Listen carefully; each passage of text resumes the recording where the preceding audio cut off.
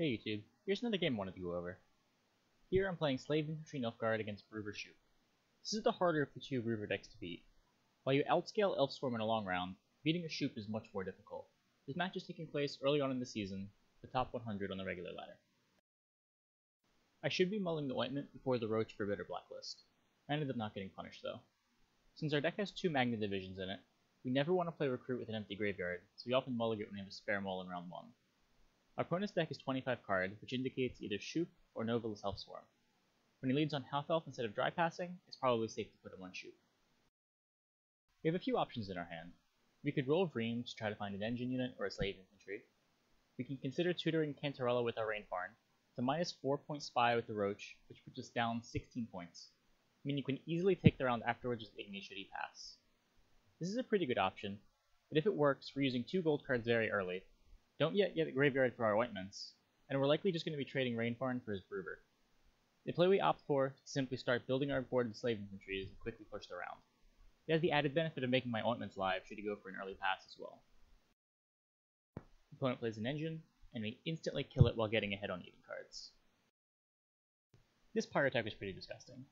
Killing 2 of the infantries significantly lowers our ceiling for the round. On the bright side though, our ointment is now live. Again, a couple of options. I can roll Vreem to try to find a soldier engine, but I don't really have any soldiers that I want to play in this round with the infantry dead.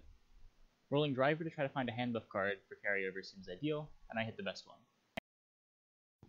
He mercs into Alzur's Thunder, and rolling Vreem is the best way to stay in the round.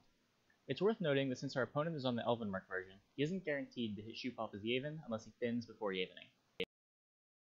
Opponent passes, and we take the round with the wrong sentry.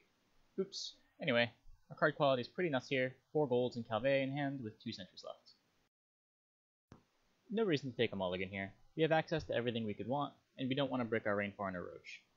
Getting ward answered kinda sucks, but I'm pretty sure we need to play round 2 out against Shuupe anyway, since the Shuupe that destroys all 3 or lowers is so game ending. In the end, we end up using our Rainfarn to get a dry pass, which while I don't think is necessarily wrong, pushing round 2 hard is potentially a better line. You can only shoot once. Our opponent chooses not to counterspy. My logic here is that I want a long round against Shuupe, since the more cards we have, the less of an impact the single powerful gold card that he has will have. However, if Shuupe rolls to kill a couple of sets of slave infantries, or even a single set of them, if we assume double sentry, killing a single set makes a Shuupe worth 33 points, and killing 2 sets make it a whole 54 points. Considering our ointments aren't all alive yet, I think I want to push this round pretty deep. Either he commits his Shuupe early in the round to kill our infantries, or we get to sentry them all to avoid the Shuupe problem entirely. If he Shuupes, we'll be down a card in round 3 for sure, but I'd rather be down a card than deal with a potential 54 point gold. A Seer can put back my 3rd sentry or Roach so that I can full combo this round, so I decided to keep it. Looking at our deck, it's all pretty good, but we can't really ask for more than what's in our hand already. A Seer here shuffles back his Alzur's Thunder to try to block his Yaven from finding Shuupe, as well as the Roach. With Calvé and Triss Recon left, putting back sentry is probably better than the Roach. 4 free points guaranteed versus whatever the difference between sentry and the next best tutor target is, provided I'm able to find both. It's probably somewhere between an 8 and 12 point loss if I found the sentry. A third option is obviously just to let his Yaven find Shuupe and take the 4 free Roach points in addition to the sentry, but the odds of straight up winning the game if my opponent doesn't find their Shuupe are pretty high. His Dwarf is blocking the Sheer Epidemic, so I'm free to just run the slave infantry out there. Another Pyrotech comes down to ruin my day, this time hitting all 3 of the slaves. This Dwarf unbricks his Epidemic, so I need to find a way to block that. I consider Triss Recon, but I need that Recon to find a sentry. The correct play here is to realize I have a slave driver in my graveyard and ointment it out with Magna Division.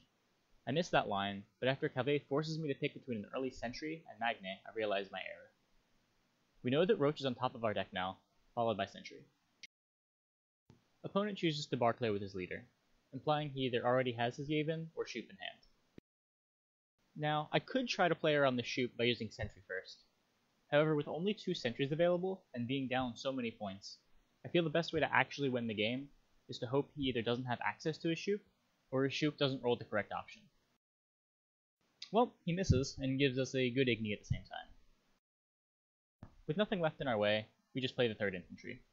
We have access to both sentries, one out of my hand, and the other is known to be on top of my deck from Calvé. Positioning my units in a way to not give him an Igni on 3/7s, a Seer is blocking up front, Vigilforts is blocking in mid, and Sentry is blocking in the back. Oglace is pretty big, but our Igni is 30 and our Sentry is 26. Hard to be bigger than that. All in all, this game pretty obviously just came down to the Shuupe roll, but we played our cards to maximize the odds of that happening.